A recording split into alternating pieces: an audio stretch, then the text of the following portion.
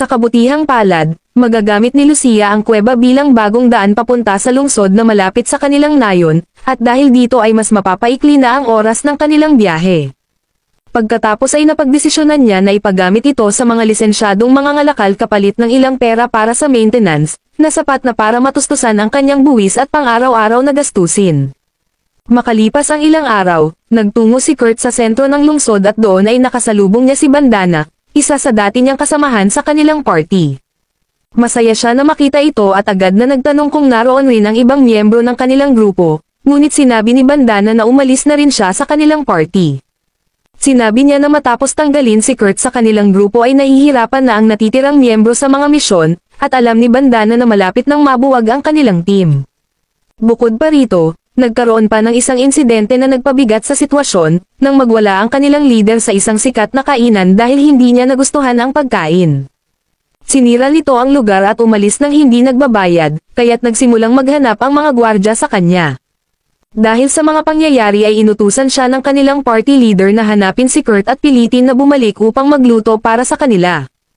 Kinuha ni Bandana ang teleportation stone sa dahilan na mas mapapabilis nito ang paghahanap, pero sa totoo lang, alam niyang mahuhuli na ito ng mga bantay at dahil nawala na rin ang kanilang healer na tinawag ng simbahan, wala na siyang dahilan para bumalik pa. Gayunpaman ay hindi niya ito sinabi kay Kurt, ang sinabi lang niya ay natanggal rin siya sa kanilang grupo. Nalungkot si Kurt sa kanyang narinig, dahil sa kanyang palagay ay hindi na siya kailanman makakabalik sa kanyang dating kasama. Inamin ni Kurt na hinahangaan niya ang kanilang dating leader, pero napailing lang si Bandana dahil alam niya na may baho itong itinatago na hindi alam ng iba. Upang ibaling ang kanilang usapan, sinabi ni Bandana na freelancer na rin siya ngayon gaya ni Kurt, at dahil pareho silang walang permanenteng grupo, nag-alok siya na magtulungan na lang sila. Binanggit niya na may kaibigan siya na nangangailangan ng tulong, isang 8-layer meister, isa sa 15 pinakamagagaling na tagagawa sa buong kaharian. Nakiusap siya kay Kurt na tulungan ang kaibigan niya, kaya't hindi siya natanggihan ni Kurt at sinundan niya ang mapa at nakarating sa workshop ng nasabing master craftsman. Binuksan ang pinto ng isang cute na elf, at nagulat si Kurt dahil akala niya na ito ang 8-layer meister, ngunit agad namang nagpakilala ang elf bilang si Michelle, ang assistant ng master craftsman. Masaya siya na pinatuloy si Kurt matapos niyang malaman na ito ay ipinadala ni Bandana, ngunit pagkapasok pa lang ni Kurt sa bahay, agad siyang nagsisi dahil amoy isda ang buong lugar na parang kwarto ng binatang di marunong maglinis. Sobrang kalat at dumi ng buong bahay, kaya inamin ni Michelle na kailangan niya ang tulong ni Kurt sa paglilinis. Dito napagtanto ni Kurt na hindi pala siya tinawag para tumulong sa mga gawaing teknikal, kundi para mag-ayos ng bahay. Maya-maya, tinawag si Michelle ng kanyang master papunta sa workshop at iniwan si Kurt upang gawin ang kanyang trabaho. Agad niyang nilabas ang kanyang gamit panglinis, at sa loob lang ng 30 minuto ay natapos niyang linisin ng mabuti ang buong kusina.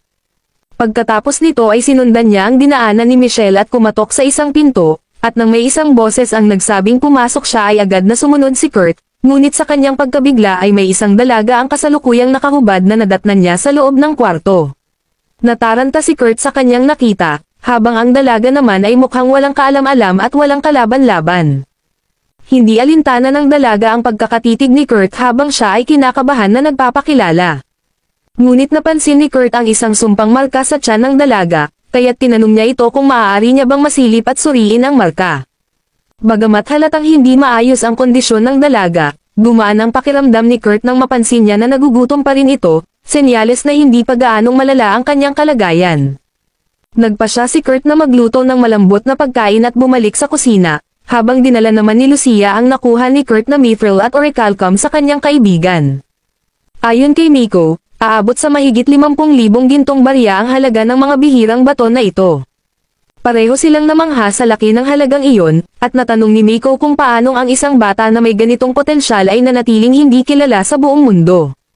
Kahit si Lucia ay walang malinaw na sagot, ngunit ibinunyag niya ang kanyang plano, gagawin niyang 8-layer meister si Kurt at siya mismo ang magiging tagapagtanggol nito, ngunit ang isang malaking hadlang ay sobrang mababa ang tingin ni Kurt sa sarili niya. Nang matapos lutuin ni Kurt ang lugaw para sa sinumpang dalaga, dumating sa kusina sina Michelle at ang kanyang guro na si Ophelia. Kasabay nito ay nagulat ang dalawa dahil sa malinis na kalagayan ng kusina, ngunit humingi agad ng paumanhin si Kurt kay Ophelia dahil ginamit niya ang kusina ng walang pahintulot. Ipinaliwanag niya na naghanda siya ng pagkain para sa sinumpang dalaga, at pinakiusapan siya ni Ophelia na huwag sabihin kahit kanino ang tungkol sa kanya. Pagkatapos ay ibinigay ni Ophelia ang bayad kay Kurt at pinauwi na ito, tila wala nang pakialam kahit pa isang tagalabas ang nakausap ng sinumpang dalaga. Pagbalik ni Ophelia sa silid ni Lys, ang kanyang tanging estudyante, tinulungan niya itong magbihis ng maayos. Ipinahayag ni Ophelia na susuriin muna niya ang lugaw kung may lason, ngunit sinabi ni Lys na hindi na kailangan dahil may tiwala siya kay Kurt, at pumayag si Ophelia at saka kinain ni Lys ang lugaw.